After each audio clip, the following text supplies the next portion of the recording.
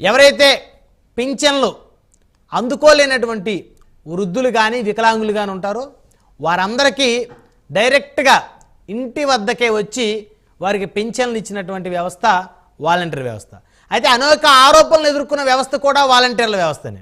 ఎందుకంటే ఏదైతే private data ఏదైతే ఉందో వాలంటీర్ల ద్వారా చోరీకి గురి కాబడింది, దాని ద్వారా సంఘ విద్రోహ శక్తులకి ఈ డేటా చేరింది అనేటువంటి ఆరోపణ కూడా వాలంటీర్ వ్యవస్థ ఎదుర్కొంది. అదేవిధంగా కొంతమంది వాలంటీర్లు పనితీరు ఏదైతే ఉందో వారి ప్రవర్తన మరి అవి ఏవైతే ఉందో ఈ వ్యవస్థ కొంత మచ్చ తెచ్చాయని చెప్పుకోవచ్చు. అయితే అందరు వాలంటీర్లని మనం అనకూడదు, ఒక 5 to 10% వాలంటీర్లు ఈ వ్యవస్థకు మచ్చ తెచ్చారని చెప్పేసి అయితే ఖచ్చితంగా చెప్పుకోవచ్చు. మిగతా 90% వాలంటీర్లు ఖచ్చితంగా పనిచేశారని చెప్పుకోవచ్చు. అయితే వాలంటీర్ వ్యవస్థ ఎప్పుడైతే వచ్చిందో గ్రామంలో సర్పంచ్కి వాల్యూ లేని పరిస్థితి. ఒకప్పుడు స్థానిక సంస్థలు ఎన్నికల్లో పంచాయతీ, ఎంపీటీసీ, జెడ్పీటీసీ గెలిచినటువంటి ఎవరైతే నాయకులు ఉంటారో గ్రామాల్లో వరకు గుర్తింపు ఉండేది. స్థానికంగా ఉండేటువంటి గ్రామాల్లో ఉండేటువంటి ప్రజలకి ప్రభుత్వ సంక్షేమ పథకాలు రావాలన్నా, లేదా వారికి ఏదైనా రేషన్ కార్డు లేదా పింఛన్ లాంటివి రావాలన్నా, అలాంటివి అప్లై చేసుకోవాలన్నా వారు ఎవరికైతే ఓటు వేసి గెలిపించారో ఆ పంచాయతీ ప్రెసిడెంట్ని ఖచ్చితంగా వీళ్ళు అడిగే పరిస్థితి ఉంటుంది, లేదా ఎంపీటీసీని అడిగే పరిస్థితి ఉంటుంది. కానీ ఇప్పుడు వాలంటీర్ వ్యవస్థ వచ్చిన తర్వాత ఈ ప్రజాప్రతినిధులకి, స్థానిక ప్రజాప్రతినిధులకి అసలు గుర్తింపు లేదు. అంటే ఒక వాలంటీర్ ఇంటి ముందు సమస్య కోసం 50 మంది ఉంటే స్థానికంగా గెలిచిన ప్రజాప్రతినిధి ఇంటి ముందు కనీసం 5 కూడా లేనటువంటి ఒక పరిస్థితి. సో ఇది బహుశా స్థానిక ప్రజాప్రతినిధుల్ని వారి ఈగోని కాస్త హట్ చేసినటువంటి పరిస్థితి కూడా గత ప్రభుత్వం అయితే చూడొచ్చు. సో ఏదేమైనప్పటికీ కూడా వాలంటీర్ వ్యవస్థ వల్ల కొన్ని లాభాలు ఉన్నాయి, కొన్ని నష్టాలు ఉన్నాయి. అయితే ఈ కూటమి పార్టీలు ఏవైతే ఉన్నాయో తెలుగుదేశం, భారతీయ జనతా పార్టీ, జనసేన పార్టీ ఎన్నికలకు ముందు వాలంటీర్ వ్యవస్థ మీద ఇచ్చినటువంటి హామీ ఏదైతే ఉందో 5,000 రూపాయలు ఇప్పటికీ వారైతే జీతభత్యాన్ని తీసుకున్న పరిస్థితి. ఈ 5,000 రూపాయలని 10,000 రూపాయలకి పెంచుతామంటూ చంద్రబాబు నాయుడు గారు ఎన్నికలకు ముందు ఇచ్చినటువంటి హామీ. సో అది పక్కన పెడితే ఇప్పుడు పోయిన నెల వాలంటీర్లకు ఎవరికి కూడా జీతం పడిన పరిస్థితి లేదు. మళ్ళీ 1వ తారీఖు వస్తుంది, వాలంటీర్లకు జీతం వేస్తారో లేదో తెలియదు. వారి సేవలు అయితే ఎక్కడ కూడా ప్రభుత్వం ఉపయోగించుకునే పరిస్థితి లేదు. బహుశా వారి సేవలు ఎక్కడికక్కడ ఉపయోగించుకుంటామంటూ గతంలో కొంతమంది నాయకులు, అధికారులు మాట్లాడారు. అయితే ఇంతవరకు కూడా వాలంటీర్ వ్యవస్థకు సంబంధించి ఎలాంటి నిర్ణయం అయితే ప్రభుత్వం తీసుకోలేదని చెప్పాలి. అయితే ఇప్పుడు తాజాగా నిన్న ఒక లేటెస్ట్గా పంచాయతీరాజ్ ఎవరైతే ఛాంబర్ అధ్యక్షుడు రాజేంద్ర ప్రసాద్ ఉన్నారో ఆయన కొన్ని విషయాలు తెలిపాడు. వాలంటీర్ వ్యవస్థను రద్దు చేయాలని చెప్పేసి సర్పంచుల సంఘం తీర్మానించింది. అంటే సర్పంచుల సంఘం ఏదైతే ఉందో వారి తీర్మానం ఏదైతే ఉందో ఈ వాలంటీర్ వ్యవస్థను రద్దు చేయాలని చెప్పేసి వారందరూ కూడా కలిసి తీర్మానించారు. సో ఈ అంశాన్ని సర్పంచుల సంఘం అధ్యక్షుడు రాజేంద్ర చెప్పారు. సో మొత్తానికి ఇప్పుడు ఒక ప్రభుత్వం ఒక జీవో ద్వారా ఈ వాలంటీర్ల భవిష్యత్తును డిసైడ్ చేయొచ్చు. ఇప్పుడు సర్పంచుల సంఘం అంతా కలిసి తీర్మానం చేసింది కదా. సో ఇక వాలంటీర్ వ్యవస్థను వద్దు, రద్దు చేయాలి అనుకొని చెప్పేసి ప్రభుత్వం కనుక జీవో జారీ చేస్తే వాలంటీర్ వ్యవస్థ రద్దు అయిపోతుంది. సో మరి సర్పంచుల సంఘం ఇచ్చినటువంటి ఆ నివేదిక ఏదైతే ఉందో, వారి తీర్మానం ఏదైతే ఉందో, మరి దాన్ని పరిగణలోకి తీసుకుంటారా, పరిగణలోకి తీసుకోరా, లేకపోతే ముందస్తు వ్యూహంతోనే ఈ సర్పంచుల సంఘంతో తీర్మానం చేయించారా అనేది రకరకాల అనుమానాలు కూడా వ్యక్తం అవుతున్న పరిస్థితి ఉంది. సో ఏది ఏమైనప్పటికీ కూడా వాలంటీర్లకు న్యాయం జరగాలని చెప్పేసి అయితే ఖచ్చితంగా కొంతమంది నాయకులు పోరాడుతున్నటువంటి పరిస్థితి కూడా ఉంది. ఎందుకంటే పబ్లిక్ సర్వీస్ చేసినటువంటి వాలంటీర్లు ఎవరైతే ఉన్నారో అఫ్కోర్స్ వారు డిగ్రీలు చదివారు, పీజీలు చదివారు, అయినప్పటికీ కూడా 5,000 రూపాయలకి గ్రామాల్లో వారికి ఎలాంటి అవకాశాలు లేక పనిచేస్తున్న పరిస్థితి ఉంది. కొంతమంది గ్రామాలు వదిలి వెళ్ళలేక గ్రామాల్లోనే ఉండి ఏదో ఒక ఉద్యోగం చేసుకుందాం అనుకునేటువంటి వ్యక్తులు కూడా ఉన్న పరిస్థితి ఉంది. అయితే ఈ వాలంటీర్ వ్యవస్థ రద్దు చేస్తే మరి దీనికి సమాంతరంగా మరి ఏ వ్యవస్థను తీసుకొని వస్తారు? ఇప్పుడు ఆల్రెడీ ఎన్నికలకు ముందు దాదాపు 1,00,000 మందికి పైగా స్థానికంగా రాజీనామా చేసినటువంటి వాలంటీర్లు ఉన్నారు. సో వారి పరిగణలో తీసుకోపోయినా ఇంకొక 1,50,000 మంది వాలంటీర్లు ఉన్నారు. మరి వారి భవిష్యత్తు ఏంటి?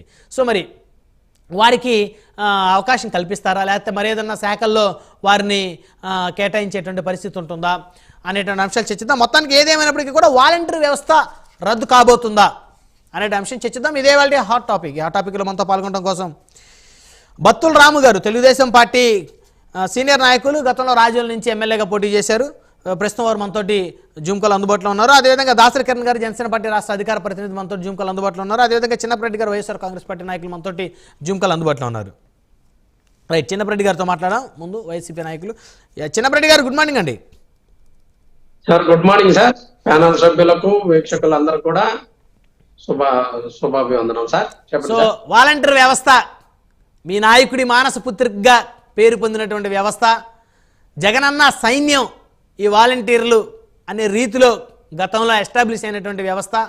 సో కొంతమంది వాలంటీర్లు ఖచ్చితంగా నిస్వార్థంగా పబ్లిక్ సేవ చేశారు, కొంతమంది ఆరోపణలు ఎదుర్కొన్నారు. సో ఏది ఏమైనప్పటికీ కూడా ఇప్పుడు వాలంటీర్ వ్యవస్థ ప్రమాదంలో పడింది. సో సర్పంచుల సంఘం తీర్మానించింది వాలంటీర్ వ్యవస్థను రద్దు చేయాలని. మరి ఆ సంఘం అధ్యక్షుడు రాజేంద్ర ప్రసాద్ తెలిపారు. మొత్తానికి ఇది కనుక ప్రభుత్వం కూడా దీన్ని ఆమోదిస్తే, ఈ తీర్మానాన్ని ప్రభుత్వం ఒక జీవో జారీ చేస్తే వాలంటీర్ వ్యవస్థ వద్దని, సింపుల్గా వాలంటీర్ వ్యవస్థ రద్దయిపోతుంది, వాలంటీర్లందరినీ కూడా పక్కకు నెట్టేసే పరిస్థితి అయితే ఖచ్చితంగా కనపడుతుంది. ఏమంటారు సార్? వైఎస్ఆర్ కాంగ్రెస్ పార్టీ అధికారంలోకి రాగానే జగన్మోహన్ రెడ్డి గారు పేదలకి చక్కగా అన్ని అందాలి అంటే కులాలు చూడడం, మతాలు చూడడం, పార్టీలు చూడడం అనేటటువంటి నినాదంతో ఆయన పరిపాలన స్టార్ట్ చేయాలనుకున్నప్పుడు ఒక రాజకీయ పార్టీ ద్వారా మనం పరిపాలన చేస్తూ పోయినట్లయితే గ్రౌండ్ లో మిగతా రాజకీయ పార్టీలకు ఓట్లు వేసిన వాళ్ళు వచ్చి అడగాలన్నా, వాళ్ళు వచ్చి అడిగితే ఇవ్వాలన్నా రకరకాల ఇబ్బందులు గతంలో జన్మభూమి కమిటీల్లో మనం చూసినటువంటి పరిస్థితి ఉంది. అలాంటి పరిస్థితి ఉండకూడదు అని చెప్పేసి వాలంటీర్ వ్యవస్థను తీసుకొచ్చి వాళ్ళకి ఏ పార్టీతో సంబంధం లేకుండా అన్ని పార్టీలకు సంబంధించిన వాళ్ళని కూడా అందులో ఇన్వాల్వ్ చేసి వాళ్ళకి ఒక ప్రభుత్వం తరపు నుంచి వాళ్ళకి 5,000 రూపాయలు నెలకి ఇచ్చే విధంగా జగన్మోహన్ రెడ్డి గారు నిర్ణయం తీసుకొని భారతదేశంలోనే ప్రతిష్టాత్మకంగా ప్రవేశపెట్టినటువంటి 2,50,000 మంది వాలంటీర్ని 50 ఇళ్లకు ఒక వాలంటీర్ని పెట్టి, ఇందాక మీరు మాట్లాడుతూ వాలంటీర్ ఇంటి ముందు 50 మంది నిలబడుతున్నారన్నారు. అది కరెక్ట్ కాదండి. ఎవ్వరు కూడా వారింటి ముందు వారు కూడా నిలబడలేదండి. సమస్య వస్తే నేను అంది కానీ ఊరికే కాదు, ఏదైనా సమస్య వస్తే వారికి ఏదైనా కావాలంటే వాలంటీర్ ఇంటికి వెళ్లాల్సిందే. అంటే నేను మీరు చెప్పింది తప్పని కాదు, జస్ట్ అంటే మా వాలంటీర్లు చేసినటువంటిది వారింటి ముందు వారే నిలబడలేదు, వారింటికి కూడా వీడే వెళ్ళి తలుపు కొట్టి వారింటి లోపలికి వెళ్ళి అమ్మ, అవ్వ, అక్క, చెల్లి అని పలకరించి వాళ్ళకి ఏ అవసరమైందో అవి అన్ని కూడా చేసి పెట్టేటటువంటి వ్యవస్థ.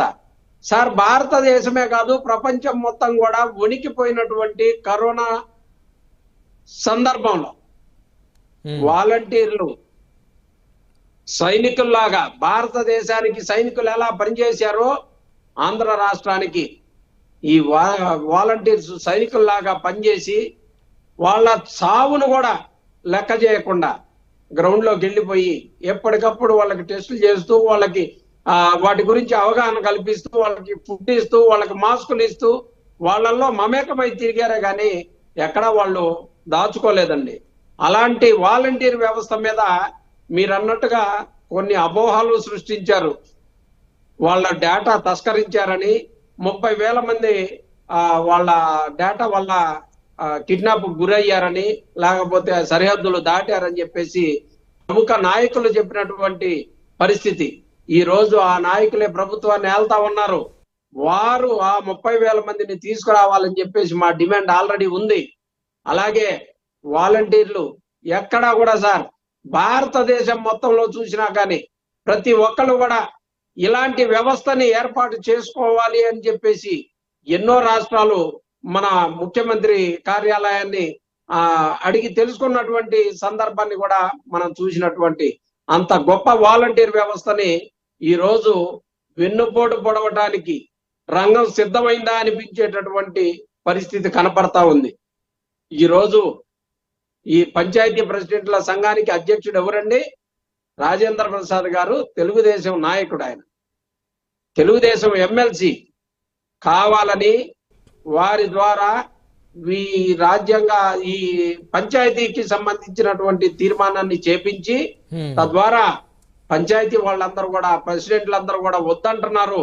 కాబట్టి ఈ డిమాండ్ ని మేము క్లోజ్ చేయాలి అని చెప్పేసి ఒక నిర్ణయాన్ని తీసుకోవటానికి ఇది ఏమైనా జరుగుతుందా? ఆ ముసుగులో జన్మభూమి కమిటీలని ఏర్పాటు చేయడానికి కావాల్సినటువంటి ఏర్పాట్లకు ఏమైనా ఏర్పాట్లు చేస్తున్నారా అన్నది మాకు అనుమానం కలుగుతా ఉంది. 2,50,000 కుటుంబాలు రోడ్డు మీద పడతాయి సార్. అందులో 1,00,000 మంది ఆల్రెడీ రాజీనామా చేస్తున్నారు. 2,50,000 కుటుంబాలకి ఎన్నికల ముందు 10,000 రూపాయల జీతం ఇస్తూ ఈ పని చేస్తున్న ప్రతి ఒక్కరిని కూడా వీరినే తీసుకుంటామని చెప్పేసి ఇచ్చినటువంటి హామీ కూడా ఉంది. అది తెలుగుదేశం కూటమి ప్రభుత్వం ఇచ్చినటువంటి హామీలని మర్చిపోవటం తెలుగుదేశానికి ఆ కూటమికి వారసత్వంగా వస్తున్నటువంటి సాంప్రదాయంగా వస్తున్నటువంటి ఇది అవ్వచ్చు. ఇప్పటికే అమ్మఒడికి భంగనామం పెట్టారు, ఇప్పటికే ఆరోగ్యశ్రీకి భంగనామం పెడుతున్నారు, ఇప్పటికే ఈ వాలంటీర్ వ్యవస్థ కూడా తూట్లు పొడుస్తున్నారని చెప్పేసి అర్థమవుతా ఉంది. మేము మాత్రం ఒక్కటి చెప్తా ఉన్నాం, ఇన్నాళ్ళు కష్టపడి ఈ వాలంటీర్ వ్యవస్థను ఏర్పాటు చేసుకున్నటువంటి ఈ ప్రజలు వాలంటీర్ వ్యవస్థని 100కి 100% స్వాగతించారు సార్. మేము కనీసం ఏ రోజు కూడా ప్రజలకి ఏం కావాలన్న దాంట్లో మేము ఇంత కూడా ఏలు పెట్టడానికి వీలు లేకుండా వాలంటీర్ ప్రతి ఇంటికి వెళ్ళి ఏం కావాలో చూసి ఇన్ టైంలో వాళ్ళకి ఏదైతే ఇవ్వాలో అందించాల్సినవన్నీ కూడా అందించి వాళ్ళ మనసును చూరగొన్నటువంటి ఒక చెల్లిగా, ఒక తమ్ముడుగా, ఒక అన్నగా, ఒక అల్లుడుగా వాళ్ళు సొంత ఎందుకంటే ఒక బజార్లో ఉన్నటువంటి పిల్లలే కాబట్టి అక్క బావ అనుకుంటా కూడా తిరిగి వాలంటీర్ వ్యవస్థని పటిష్టం చేసి ప్రజలకి ప్రభుత్వానికి అనుసంధానం చేసినటువంటి గొప్ప వాలంటీర్ వ్యవస్థ సార్. అలాంటి వాలంటీర్ వ్యవస్థని ఎట్టి పరిస్థితుల్లో రద్దు చేయడానికి వీల్లేదు. రద్దు చేస్తే 2,50,000 కుటుంబాలకు వైఎస్ఆర్ కాంగ్రెస్ పార్టీ అండగా ఉంటుందని చెప్పేసి తెలియపరుస్తా ఉన్నాం. అంటే అండగా ఉంటుందంటే అలా ఉద్యమం చేస్తారా? తప్పకుండా సార్. ఏ పేదవాడికి ఇబ్బంది జరిగినా, ఎవరికి ఇబ్బంది జరిగినా, రాష్ట్రంలో ఇచ్చిన హామీలు నెరవేర్చకపోయినా ఖచ్చితంగా వైఎస్ఆర్ కాంగ్రెస్ పార్టీ అండగా ఉంటుంది. వారి కోసం ఉద్యమం చేస్తుంది. వాళ్ళని మళ్ళీ వాళ్ళ కాళ్ళ మీద వాళ్ళు నిలబెట్టే వరకు పోరాటం ఖచ్చితంగా చేస్తాం. ఆ పోరాటంతో పాటు అసెంబ్లీలో కూడా మీ శాసనసభ్యులు బలంగా మాట్లాడితే ఇంకా బాగుంటుంది కదా చిన్నప్పరెడ్డి గారు. తప్పకుండా సార్. అవకాశం ఇస్తే మాట్లాడే గౌరవం ఇచ్చి తప్పకుండా అవకాశం ఇస్తే తప్పకుండా మాట్లాడతారు సార్. ఎందుకంటే మొన్న అసెంబ్లీకి వెళ్ళి జగన్మోహన్ రెడ్డి గారు అసెంబ్లీకి వెళ్ళి వచ్చినటువంటి పరిస్థితిని కూడా మనం చూసాం. ఖచ్చితంగా వైఎస్ఆర్ కాంగ్రెస్ పార్టీ ప్రజల పక్షాన అసెంబ్లీలో ప్రతిపక్ష పాత్ర పోషిస్తుంది. కావాల్సినటువంటి ఉద్యమాలని బయట కాదు అసెంబ్లీలో కూడా చేస్తాం, కేంద్రంలో కూడా చేస్తాం, అక్కడ పార్లమెంట్ లో కూడా చేస్తామని చెప్పేసి తెలియపరుస్తా ఉన్నాం. దానికి సంబంధించి మొన్న మర్డర్లకు సంబంధించి మారణకాండకు సంబంధించి ఢిల్లీలో జరిగినటువంటి ఉద్యమాన్ని మీరు ఒకసారి చూసి ఉంటారు. అలాగే పార్లమెంట్ లో జరుగుతున్నటువంటి చర్చల్లో కూడా ఇక్కడ జరుగుతున్నటువంటి విషయాలన్నిటిని కూడా మేము ప్రభుత్వం అక్కడ కేంద్రం దృష్టికి తీసుకెళ్ళడం జరిగిందని మీ ద్వారా తెలియపరుస్తా ఉన్నాం. రైట్. మొత్తానికి వాలంటరీ వ్యవస్థ ఒకవేళ రద్దు అయినప్పటికీ కూడా మరి దాన్ని నమ్ముకొని అందులో ఎవరైతే ఎంప్లాయీస్ ఉన్నారో వారందరికీ కూడా న్యాయం జరగాలని ఎవరైనా కోరుకుంటారు, ఇంకెక్కడైనా అకామిడేట్ చేయాలి ఇంకేదైనా వ్యవస్థలో అని చెప్పేసి. చూద్దాం మరి ప్రభుత్వం ఏం చేస్తుందో, ప్రభుత్వం ఎలాంటి నిర్ణయం తీసుకుంటుందో. రేటు మళ్ళీ వస్తాను మీ దగ్గరికి. మనతోటి దాసరి కిరణ్ గారు ఉన్నారు, జనసేన పార్టీ రాష్ట్ర అధికార ప్రతినిధి. కిరణ్ గారు, గుడ్ మార్నింగ్ అండి.